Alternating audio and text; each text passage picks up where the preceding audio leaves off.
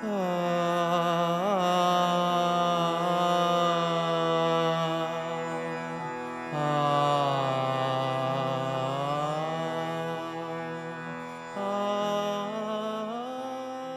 our third series of Amplify Voices for the Global Majority, focusing on the roots of yoga.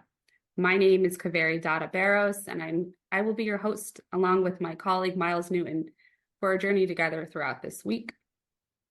And tonight, as the second presenter of our 9-session series, we welcome Pooja Prema, sharing a talk called In Search of the Wild Yogini, Retracing the Indigenous Roots of Yoga. So once again, Kripalu has joined forces with changemakers around the globe who work to dismantle inequity, mitigate harm, steward the planet, prioritize collective wellness, and stress interdependent liberation. Throughout history, voices of global majority, Black, Indigenous, people of color, have been at the forefront of breaking down barriers of systemic issues that affect both the planet and humanity while ushering in radical change. Whether that has been through bringing yoga to the West or fighting injustice on the front lines of society. And now is the time that requires us to listen, heal historical wounds, and to do something different. We enter this work as an act of community care because none of us can be well unless we are all well. So again, welcome. We're inspired to be sharing this space with you. We're honored to gather today, virtually located in the Berkshire Hills of Massachusetts, on the original homelands of the Stockbridge-Munsee Band of Mohicans. And on behalf of Kripalu Center of Yoga and Health, we invite you to use the link in the chat to learn about what land you are on and its indigenous inhabitants. Please take a moment to share with us the lands you are calling in from by typing it into the chat.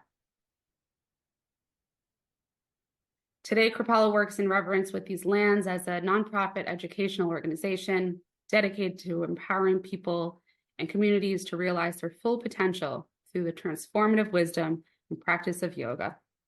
Our Amplify Voices series has been made possible because of the generous gifts of our donors.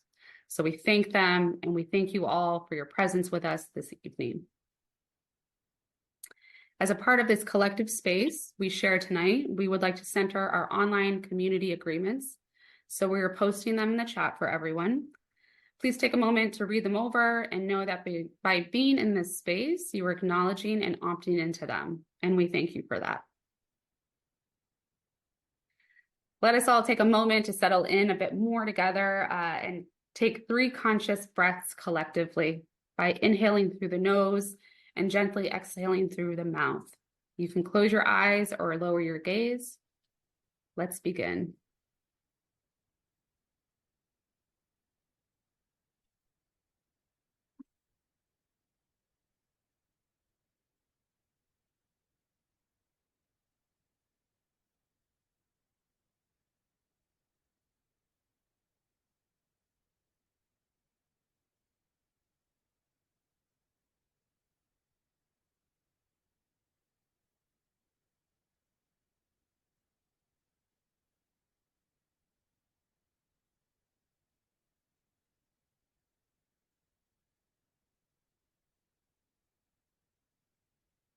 Thank you all.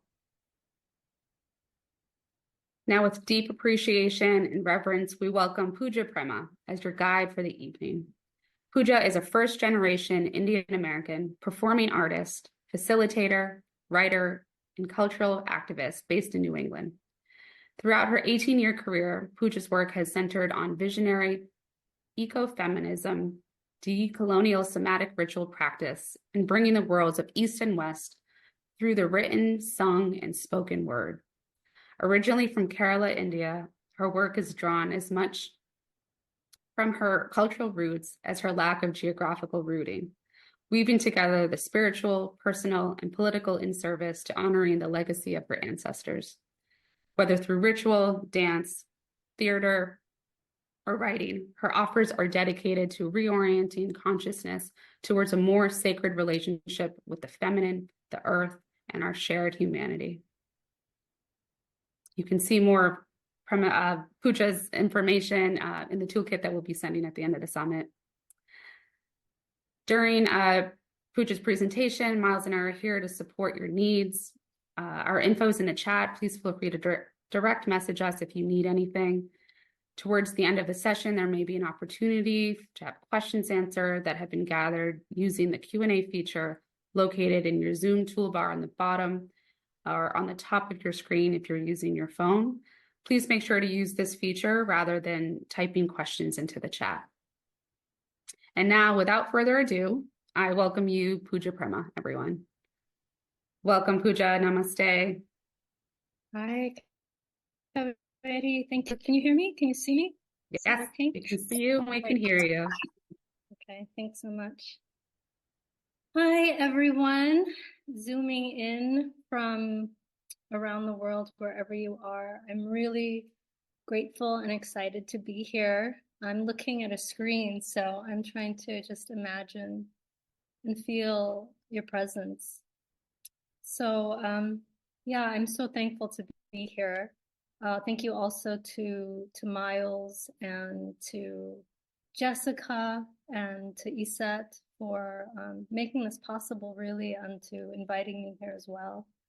I also want to thank all the other teachers that are part of this summit and all of the people that have spoken thus far. This feels like it is a historic moment, certainly for Kripalu, and I think for the yoga world in the United States, certainly, to have such a diverse range of voices. And I've learned so much from each and every one of you, really. So it's an honor to follow Tanmuri today. And I feel like a kinship with you, even though I don't know you, and our South Indian roots. And I also want to thank all of you for tuning in to hearing the call to really make space for our voices and the ancestral wisdom that we each carry, making space in your heart and in your lives and in your practice to deepen, with what we're sharing here. So I'm going to begin with an invocation, and I want to invite you to close your eyes if you're comfortable to do so, and just to drop in for a few minutes together. So inviting you to feel the roots of your feet or your seat, reaching into the ground, the earth below you, the earth below all of us, which connects us wherever we are on this beautiful planet. Bhudevi, Gaia, Ma. Great gratitude to the peoples who have stewarded and walked on and prayed on the lands where we are each seated in this moment. Honoring here where I am in New England, in the Taganic Mountains, the Mahican people. And invite you also, as I make these invocations, to invoke that which is alive in your experience and in your heart. Giving gratitude to and invoking my ancestors and all of the colors that weave back into time from really the origin of time that make me who I am, and great gratitude to all of our ancestors here, to all of their colors, to all of the medicine and the beauty and also the grief that they've endured, and praying for their healing and their remembrance with us today. Blessings and thank you, and may you be with us, all of the wise yogis and yoginis and wisdom keepers of time, through all of the lineages that were connected to the truth of the one shared being that we are.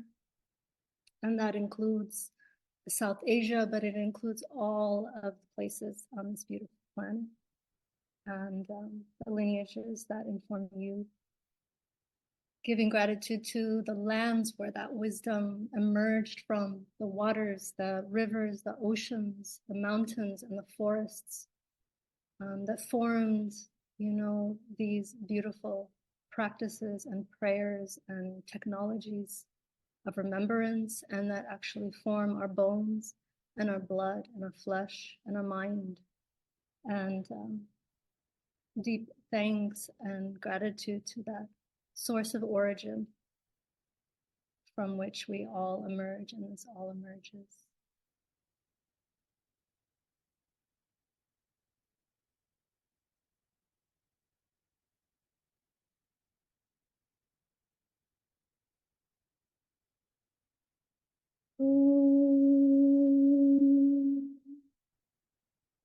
Hi ho,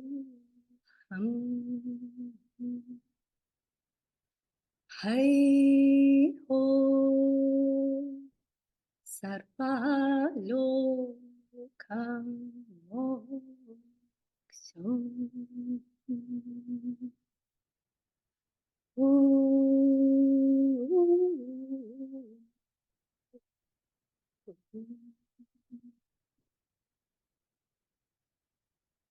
Om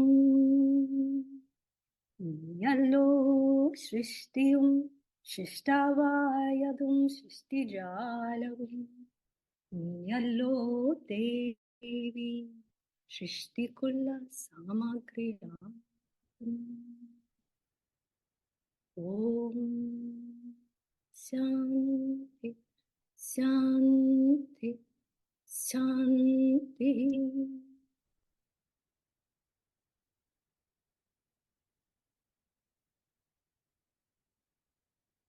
Welcome again.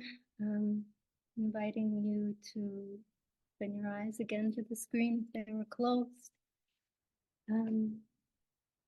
So I'm very grateful to be here in this moment with you all, and I want to share a bit of who I am and give a little context to that which I hope to share today. So as you know, I'm Pooja, and I'm a multidisciplinary artist, a dancer, a theater maker, a facilitator, and I'm also a writer, a folklorist, a researcher, a sadhaka, and a student of Shakti and a student of Buddhism. So I'm originally from Kerala, South India, which is the neighboring state to Tamil Nadu, which is where Tanmay is from. And we're bordered by the Western Ghat Mountains and the Arabian Ocean. So I immigrated to the US when I was 4.5 years old, and originally spoke Malayalam, is my mother tongue. And the last part of the prayer that you just heard was a piece of a larger invocation that was written by one of our gurus of Kerala, Sri Narayana Guru, who comes from a lineage of Siddhas, and wrote this actually as a prayer. It's just one verse of a larger prayer that is for children, really, to learn about connecting to that ultimate. So thank you for that, invitation earlier to speak in sounds and in tongues that are not only Sanskrit, but Malayalam is definitely very much merged with Sanskrit. And say in India that Sanskrit actually is rooted in a larger matrix of language and a primordial sound, which we could call Prakrit, and Prakrit also being the nature of all things. And that is essentially what I'll be talking about today in this talk. So I'm approaching this talk in search of the wild yogini, retracing the indigenous roots of yoga, really from the view of cultural anthropology, of art, and visionary reimagining of what's possible based on what has been forgotten, within us and within this world. So I'm bringing my experience as a decolonial feminist and very much informed by non-dual wisdom traditions. So I'm curious about the ways in which power over structures is the blanket term that I'm going to be using to denote all of those structures and systems that oppress us and our collective cultures and have really estranged us, from our essential nature. So whether that be all of the myriad isms really that other folks like Tejal and Damuri and others have touched on, whether that be white body supremacy, as Resma Mannequin puts it beautifully, capitalism, structural racism, casteism, colorism, patriarchy, classism, and really, I would say an overarching sense of estrangement from this earth and from our roots. So I'm really curious about the ways in which these structures have alienated us, and even more curious about what is deeper than that. What is deeper than that in all of us, and how remembrance of that, truth of who we are and where we're coming from, each and every one of us, is really the key to liberation for us as individuals and us as a collective, especially at this time of such pain and confusion on the planet. So my intention with this talk is to offer to you a perspective and an approach which is my own, which is very much informed by my experiences as a South Indian woman, and also a person that has had to weave her way back to that sense of culture and belonging to roots.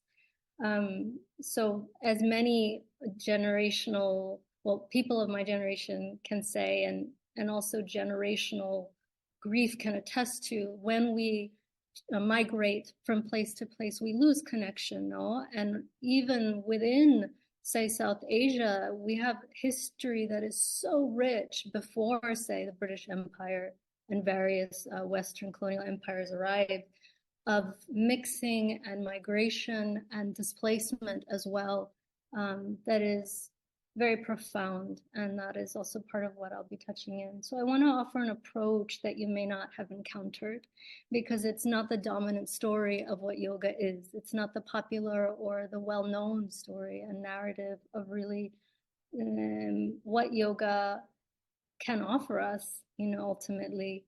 In the West, it's become equated largely with wellness, and we need to be well, deeply. But the heart of yoga, whatever tradition we're looking at, or lineage, or way of approaching that sense of yoga, is a return to union, and that is something that cannot be, limited. It can't be defined by the colonized mind. It can't be boxed in. And so many wisdom traditions and approaches to yoga have been colonized or erased or marginalized or engulfed by the dominant culture. And so I hope that I can offer some perspectives that are all outside of that and deeper than that, and can enrich our approach to not only yoga as union, but really your own practices and traditions of union of the lands and the ancestors that you're coming from. So, decolonizing yoga and spirituality certainly is part of this talk, but decolonizing, I think, our entire approach to life is the deeper heart of it. And my hope is that not only will we get to see some deeper roots of yoga, but that you'll be inspired to dig deeper in yourself. And especially for us as Desi, as South Asian seekers and practitioners and sadhaks and educators, that we are inspired by the different possibilities and streams and roots that we can connect back into. Yeah, another piece I want to say is that, a lot of this estrangement from nature has to do with estrangement from feminine or intuitive ways of knowing. So in Search for the Wild Yogini, I will be centering very much the female aspect and the feminine aspects, and those two are not one and the same. We all have a feminine inner. We all have a masculine inner experience, and that equation is different for each and every one of us. So the non-dual approach, the kind of ancient, we'd say, South Asian understanding of gender and of the fluidity of feminine and masculine is that very personal journey. So I hope that you can take in this talk what can resonate with you and speak to your experience, and knowing that it will be focused largely on the feminine, but that necessarily includes, many possibilities of what that looks like. So with that, I also want to just say a few preliminaries, as some other folks have said. So Dejal said it so beautifully in her talk, but all of us are affected by these power over structures. And often we're unaware of how deeply we're affected by them, how pervasive they are, and how much we are really shaped by them, from the macro to the micro, that it's actually forms our experience and perception of reality itself. And the Western, colonized approach to spirituality, and a lot of what I see, I observe in the world of yoga in the West, is that, the West and colonized culture, I'll put it as, we're very, is very self-absorbed and disconnected from the whole. So often approaches to remembering spirit are become very egocentric. And so I want to make clear at the get-go that with all this that I've shared so far, there is a caution that I feel personally to share this work at this time, because I've noticed that being in a colonized mind state, which we all are in some degree, and liberating ourselves from, there's a deep hunger for connection with spirit, a deep hunger for an end to suffering, especially for folks in the West who've been really colonized and stripped of ancestral practices for quite a long time, for those in white bodies. And that hunger can really take over. And so there's an assumption that, and a right that often exists, ubiquitously. You just look around you, just open the computer or look at your phone, to take what we want because I need it and it feels good. And this causes more suffering. So the last thing I want in the age of TMs, as I like to say it, is for someone to take this and spin it off into a brand of yoga. So with all that said, I ask you to please receive what I'm sharing here, with your heart, and to be aware of these complexities. I know I'm saying a lot, but that this work, is my work. It's also the work of many researchers. It's also, honoring so many streams of knowledge and wisdom keeping.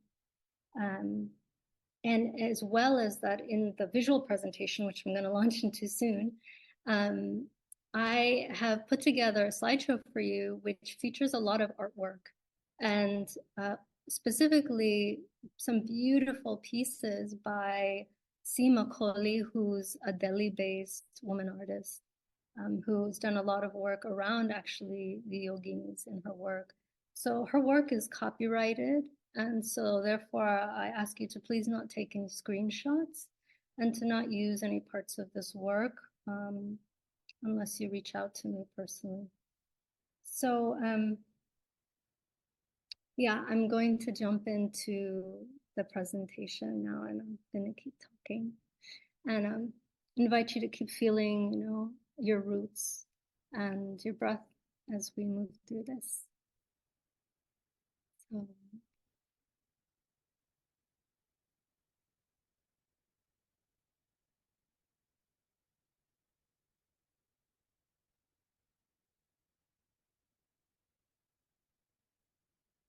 So since I can't see, maybe you guys can just tell me if it is working. Yes, we see your screen. It looks beautiful. Awesome. We had a little technical glitchiness earlier. So yes, in search of the wild yogini, here we are.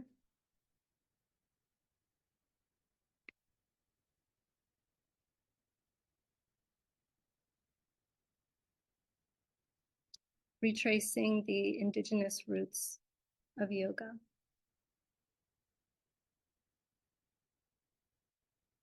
So I'll be speaking a lot about co-emergent roots of remembering and of parallel streams of gnosis or knowing or jnana.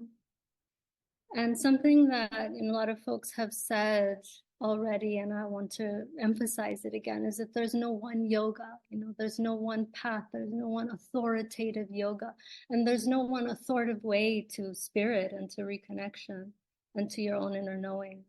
So there are so many threads and streams and roots to yoga that, in a way, didn't make it over here to the West. Yoga as it's practiced in the US is so different from what it is in India and what it is for many of us that have grown up in relation to South Asian culture, India and all other countries in South Asia. Yoga is a way of life. Yoga is a relationship to life itself, to myself and everything else, and how we are, ultimately part and parcel of each other. It's a practice of liberation, and very much that means, again, is relationship. It's not just about me and my liberation, it's about my connection to my place, to the land where I am, to my family, to my language, to the fabric of culture, to village, to all of the things that ultimately connect me to all that is, and to the infinite. Another thing I want to emphasize in our time together is that there's many ways of knowing, and that there's a continuum of yoga. Now, I put here 3000 BC to today, but really the continuum of yoga is infinite. There's no starting point, really, because yoga is South Asia's answer to the perennial question of who am I and what is this? And it is the quest for an answer to liberation, right? So the origin of that is just so primordial and so vast and so deep, and there's no one talk that's going to sum that up. But there are many ways of knowing, and what I want to, really invite us into here is that there's a way of knowing that is that primordial way of knowing, which is direct experience, which is the direct experience of the divine, of the truth, of that oneness that we are, that interconnection and that sense of belonging. And then there's what we're taught, and there's titles and there's structures, and those are two very different ways of knowing, and sometimes they intersect. But what we find in power over structures and patriarchy in Brahmanical Hinduism, in capitalism, is that there's such an emphasis on the credentials and even this idea of parambara, which is so beautiful. But for me, parambara is ultimately like this vast sense of belonging and reconnection to the totality, and there's like threads that I can connect to travel back to that or into that. But there's not a need, like was just expressed, to reify one way, more than another, or a certain way of teaching over direct experience. And direct experience tends to be that which is feminine in nature, tends to be that which is indigenous in nature, and that which has been largely marginalized and erased. So, yes, I want to invite us into the part that knows, deeply in the heart. So, proto-yogic origins. My approach to this, as you'll see in this little diagram here, is that what we call yoga today has two major, thematic components: the ascetic tradition, the renunciate tradition, and I would say the forest-dwelling hermitage tradition. Which again, here I put 3000 BCE because They say that is, say, when the Rig Veda began to be written, but I mean, this predates the Vedas. This predates written wisdom traditions. And then there's a tantric wisdom traditions, which I've dated here to between the 7th and 12th century CE. However, those tantric traditions that again have much deeper roots, and we don't really know with our mind and based on the scriptures, you know, we don't know just because there were tantras written and we call that tantra now, you know, doesn't mean that these practices and the origins of these practices weren't happening for thousands and thousands of years. So I want to give allowance to that these timelines really don't mean anything.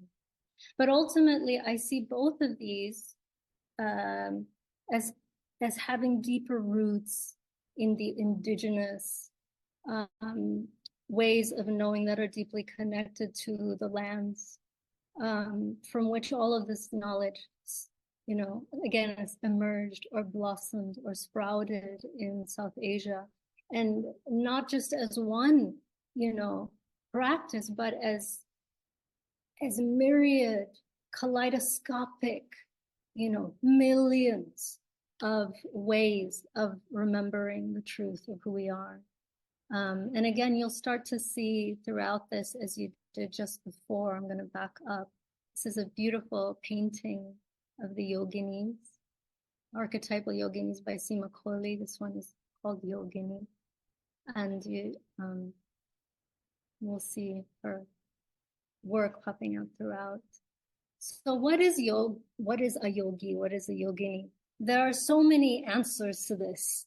And I'm not saying this is the one answer, but I wanted to offer this because it really spoke to me and offered kind of a broad way of answering this question. A yogi is a person who has a profound experiential understanding of the true nature of all phenomena.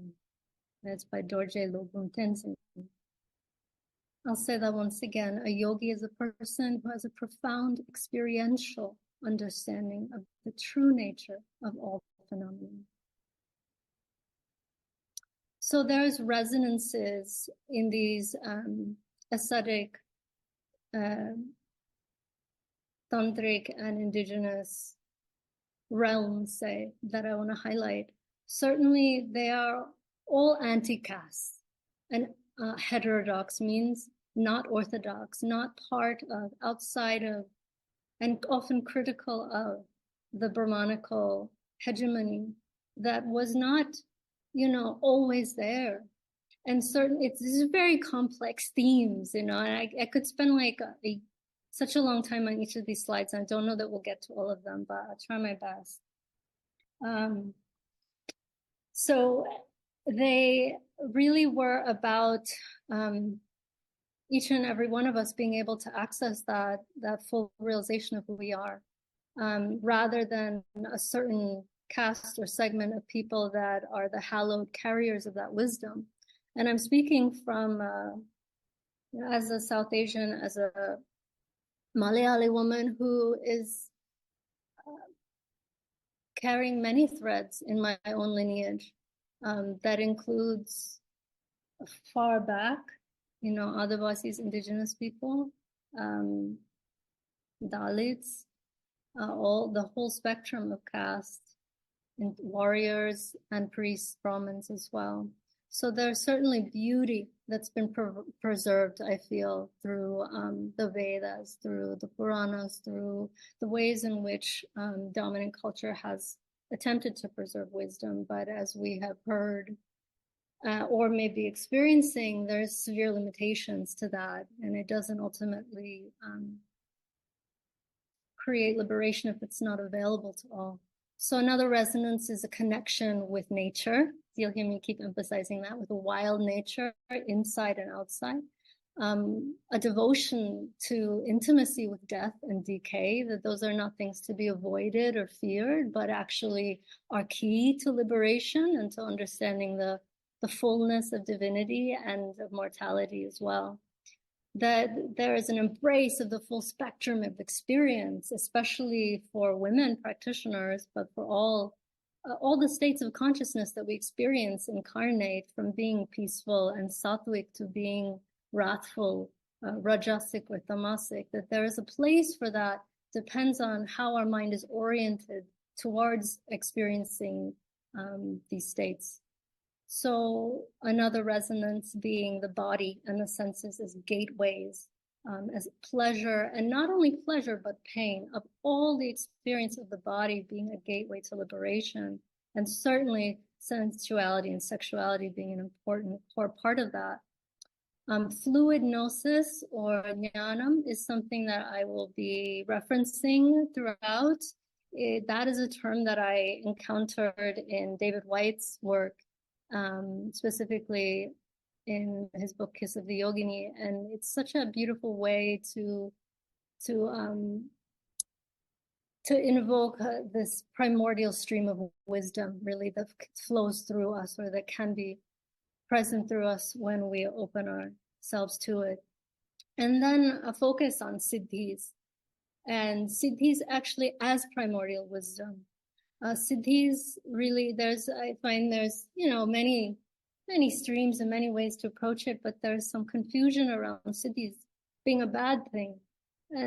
I feel the deeper essence to siddhis is they're actually the result of what happens when you're tapped into that infinite sense of being.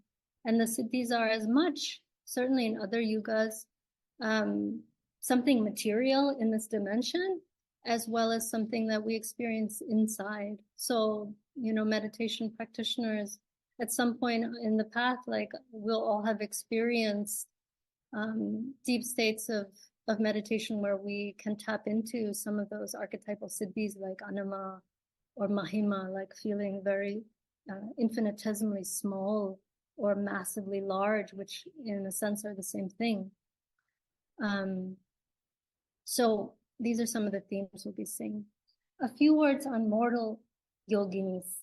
So I loved touching into some of these archetypes that we'll be exploring, because it totally opened the door to what's possible for me as a human, and specifically in a female body, because I didn't see archetypes that I could relate to, or that spoke to my own direct experience in this life. So some of these mortal yoginis, and there's so many definitions of what a yogini is, from mortal to divine, and that is a continuum, really, mortality and divinity. And that's in the Indian and South Asian traditions. We see that it's not like there's divinity here and humanity here. We are really in this continual merging and unmerging of being. So this is a beautiful picture on the left of a yogini who is seated on looks like a cheetah skin in the forest, and there's some ducks in a stream in front of her. You can't see, but she does have breasts. And to the right is a yogini on a tiger skin. These are themes that we'll continue to keep seeing, animal skins and time in the forest. So these Rajput Mughal paintings are largely of a more sattvic archetype of yogini. Here, this lion is bowing down in the forest, this yogini, which I just completely love, because it is this, teaching of how we can truly be in deep resonance with nature. And to the right, we see again more yoginis of the Nath tradition. That's 18th century. But there are also yoginis who are not just expressing a sattvic, which is beautiful. It's part of our shared experience of liberation, but are also revealing the wrathful and fierce qualities of liberation. And here in this picture, you see the Vajrayana Buddhist teacher and realized practitioner, Niguma, of the 11th century, who is I'm forgetting the word, but she was at the same time as Naropa, and actually is known for her 6 yogas, which continues to be transmitted in the Shankakagya lineage in Tibet and North India. So here's just a moment to look at how there are actually so many female mystics and yoginis and realized beings throughout history. This is just some of them in the, this CE, Common Era period, and 27 women scholars of Vedas. I'm just referencing that, not so that we're limited to a Vedic concept of yoga or spirituality, but so that we know that actually, even in the Vedas themselves, there is primordial feminine wisdom. So there's some of these women, I'm not going to go into all of them, but I just want to name, and some of them actually you can read about in the beautiful OG Grandmothers of Yoga online book that you can get on Tejal's the Yoga is Dead podcast website. And I really loved looking at that. And Andal is one of those from the 8th century, who is a Tamil Siddha.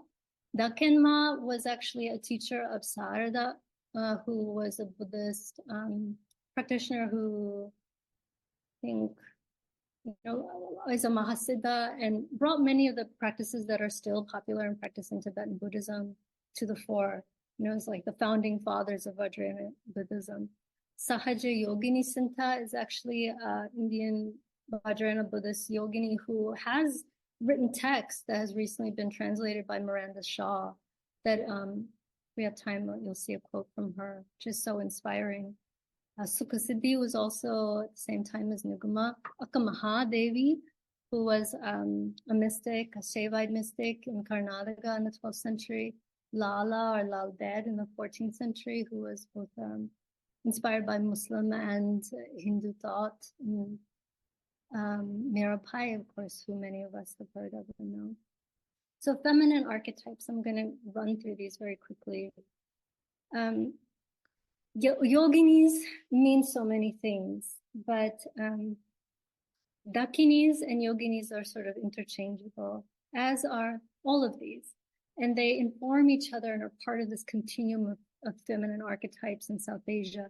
Sorceresses, devis or grama devatas, the village deities all throughout South Asia that are mother goddess, which is what the matrikas are, the mothers, which throughout time had certain numbers like 7 matrikas, 8 or 18 matrikas, and eventually, inspired the Dasha Mahavidya tradition.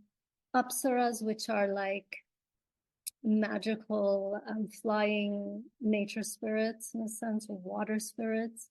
Yakshis and yakshinis, which are nature forest spirits, which the qualities of these archetypes are there as much to be revered and worshipped as they are to be feared, because they have fierce power.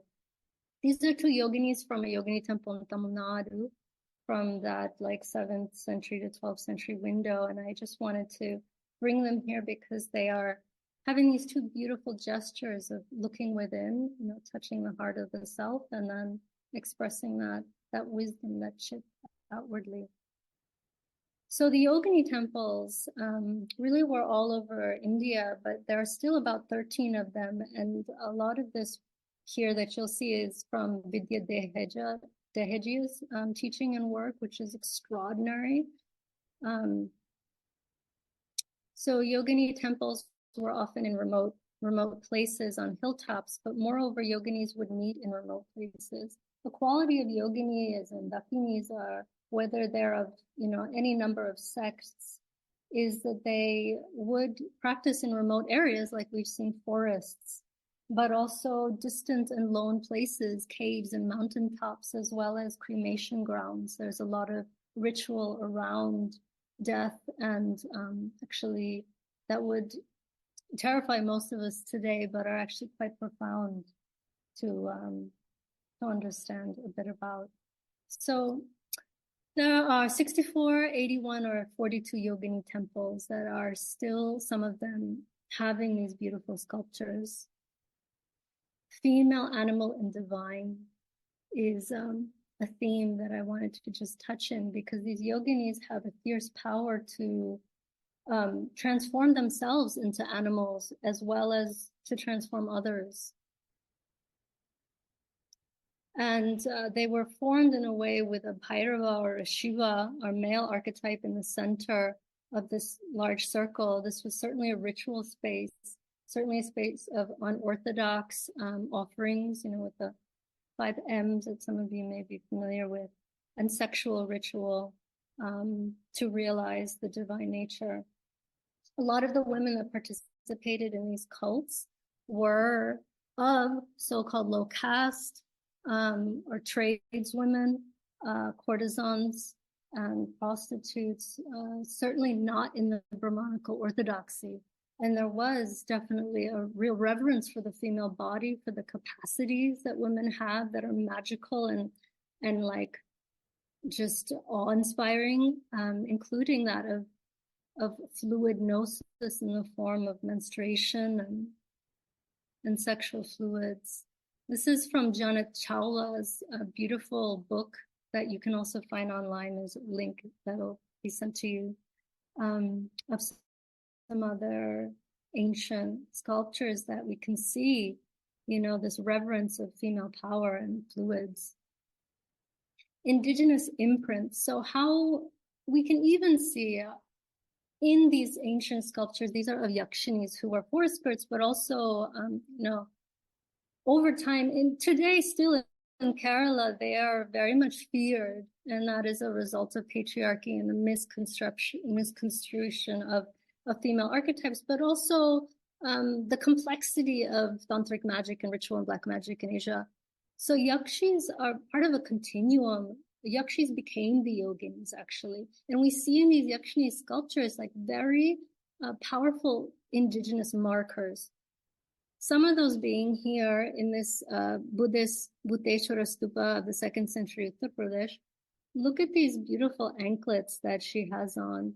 These anklets and these bangles are actually things you'll still see indigenous women wearing today. And so we had a pan-Indian and pan-South Asian culture of indigenosity, which is very ancient.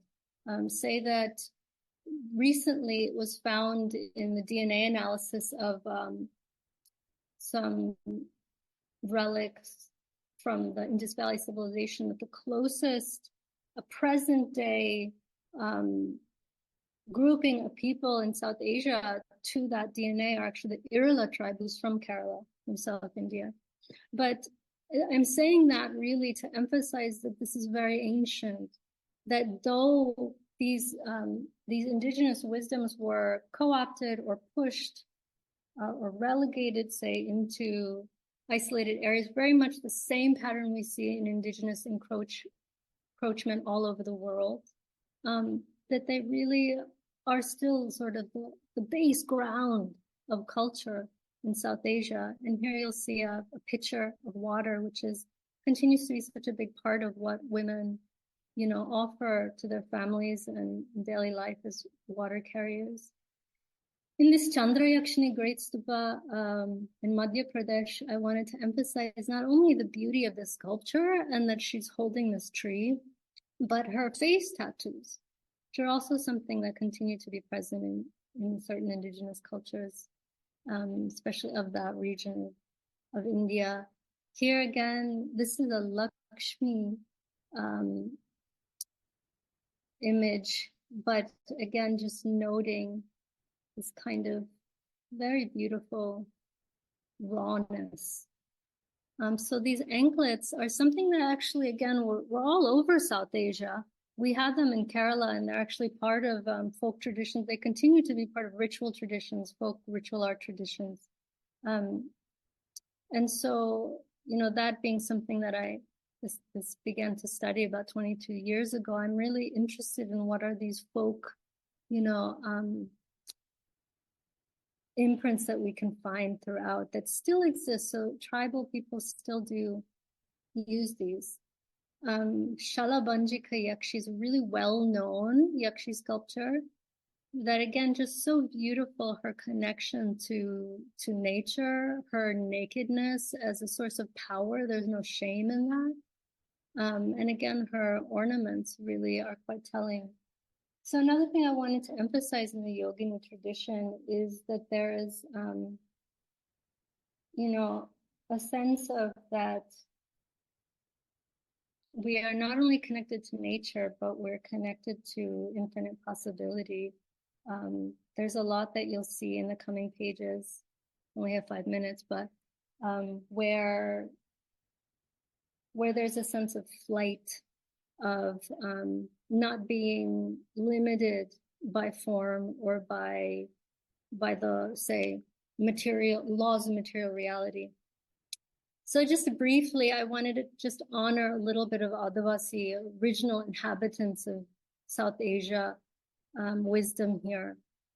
So an embodied way of life, whether it's the ways that we live with nature, make our food, carry water, not to idealize tribal tradition, but really to show that these images we have today and all of these present day archetypes, they have their origins in something much more ancient.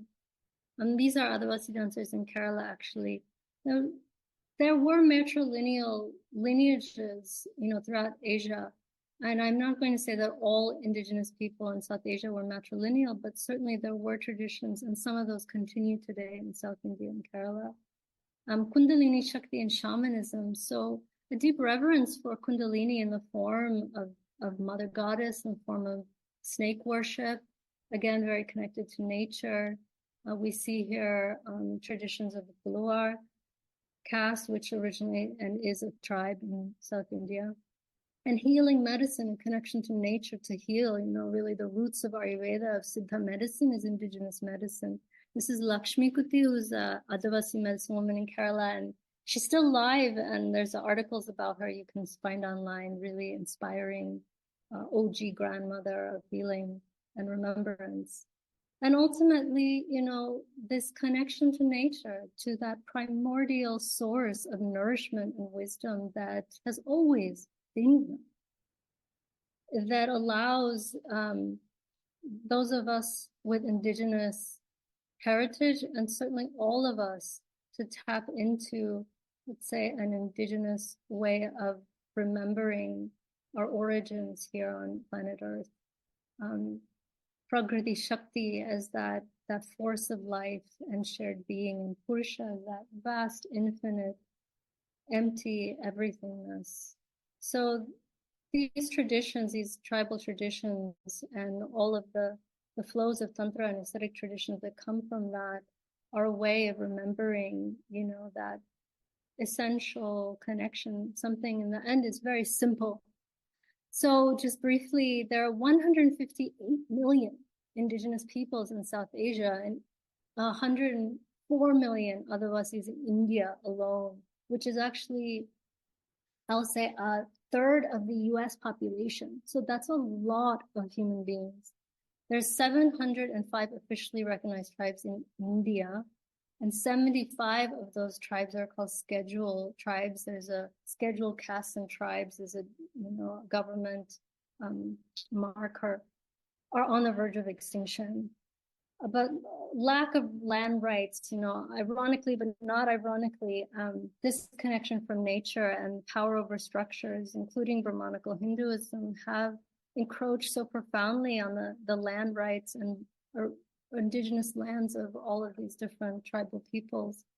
And really, when I speak of caste, I speak of these ancient origins in South Asia of the indigenous that were marginalized over really more recent history. Widespread ongoing displacement, state violence, trafficking, and discrimination are issues that Adivasis continue to face. And, it's a really heartbreaking reality that a lot of this displacement is from capitalism and development and colonization. It's from damming projects, from roads, from military industrial projects, from technology project. I mean, all of the technology that we have, really, there's a profound cost to that. And including, the rape of indigenous women on a state and civilian level. So evolution of yoginis. I just wanted to touch on briefly that you'll see some of these archetypes from the yogini temples and how they've evolved over time. This is a Savari healer from Orissa that's actually the basis for a Buddhist Vajrayana goddess named Parnasavari. But see how she's wielding her sword. Like these are things that have been happening a very long time. Fierce yoginis in Orissa, who later we can see this garland of skulls that we see in well, this is a garland of skulls and heads, or seems like mainly heads, but there are often garlands of skulls that we'll see in other Vajrayana Buddhist goddesses. This is Vajravarahi. A lot of these Indian Buddhist traditions of Vajrayana Buddhism became annihilated in India and were exiled to Tibet. Fierce crone yogini is what I'm calling her, because you see her sagging breasts. And again, there's a place for that archetype within all of this. She's holding a severed head, which is not only a metaphor of corpse ritual, and I forgot to mention it earlier, but there's a great emphasis on riding vahanas, which are either female vahanas, human corpse vahanas, or animal vahanas, means like a vehicle for flight. So Narodakini, I skipped ahead. Narodakini is one of those fierce, also Vajrayogini. There you see the garland of skulls. You see a beautiful ornaments of bone, and yeah, it's just like an incredible, inspiring possibility for feminine archetypes. Lion face yogini becoming Simha, Mukha in Tibet, and cow face yogini and Varahi. Now, I know if I could just have 2 more minutes, I wanted to show this beautiful artwork is by Seema Kohli, and she has this incredible, again, this is just a hint at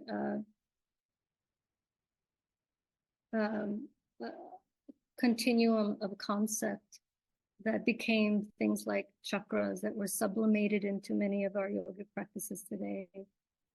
Kiho, wonderful. When someone experiences reality, the whole sky cannot contain her bliss. Can you express this? Then speak. I have seen what is truly, utterly invisible. It's by Sahayojini Sinta.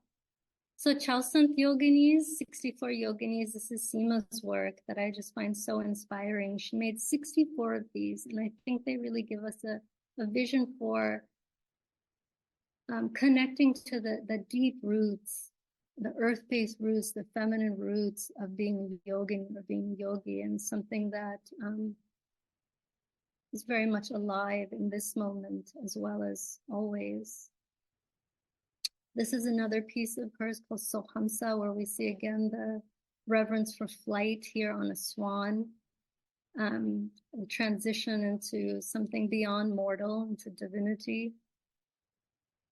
Narsimhi. So the wild yogini is free, fearless, connected, devoted, truthful, wise, and compassionate. And these are qualities that deeply inspire me, and I hope will inspire you as well. Sat Chit Ananda, in that journey of remembering. These are slides I don't have time to talk about, but I'm just going to run through them. Yoga is the practice of liberation, and we can't really be liberated unless we're also decolonizing our own minds, our own hearts, and the world around us. Just something that has been spoken before and needs to be spoken every moment, every day. So primordial waters, ancestral roots are something that is deeply alive in the South Asian tradition. These tantric and ascetic practices didn't die out years ago. Devi, the goddess, didn't die out. She's very much alive. And these practices are very much still alive, albeit in secret, and albeit in very ordinary householder ways. Many yoginis were householders. Yoga as a way of life is available to us, especially as Desi folks, but ancestral roots of remembering is something that we all have access to if we want to remember, if we want to and are willing to face the pain and disconnection of how our own lineages have been colonized. There is not a place on this earth, there's not a place in Europe that doesn't have ancestral memory of that original being that we are. And so I really encourage you, especially if you're a white-bodied yoga practitioner or student, to take yoga as inspiration to find what's really authentic and true to you. Your true nature is what these teachings are here for. And your true nature fully comes alive when you have access to your own roots, to your own traditions, and to your own knowing. Ultimately, the prayer of yoga, the prayer of all these traditions that were truly based in liberation, are that all beings can be at home in the body, on the earth, and as the whole that we are. And in connection to the many colored tree roots that compose our shared human family. So finally, this concludes this talk. I had to speed through the end of that, but here is a way that you can stay in touch with me, Pooja Prema, substack.com. I am starting a Substack and I'd love you to join my website. And please check out Seema Kohli's work. She also has a profound book that you can buy on her website.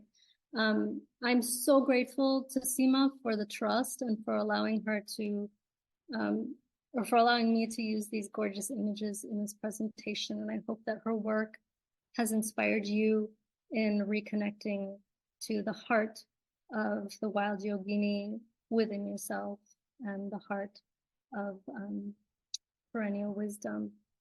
So thank you and many blessings, gratitude to Swami Kripalu as well, and to everyone that is part of this moment together.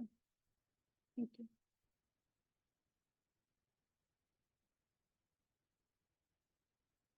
Thank you so much, Pooja. That was beautiful. Such stunning images.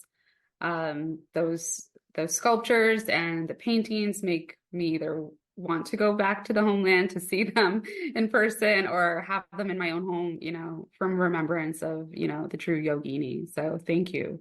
Stunning, beautiful. And thank you everyone else for being here and joining us this evening for Amplified series. For In Search of the Wild Yogini, Retracing the Indigenous Roots of Yoga with Pooja. Special thanks to you again, Pooja, and to our donors for supporting this third year of Amplify Voices of the Global Majority series. And thanks again to all of you for your presence with us online. Your support is vital to our Amplify series. Together, we uplift voices of the global majority dedicated to dismantling injustice and nurturing our planet. Your donations power this transformative work. You can head to the link in the chat to learn more about supporting Kripalu's efforts in this work.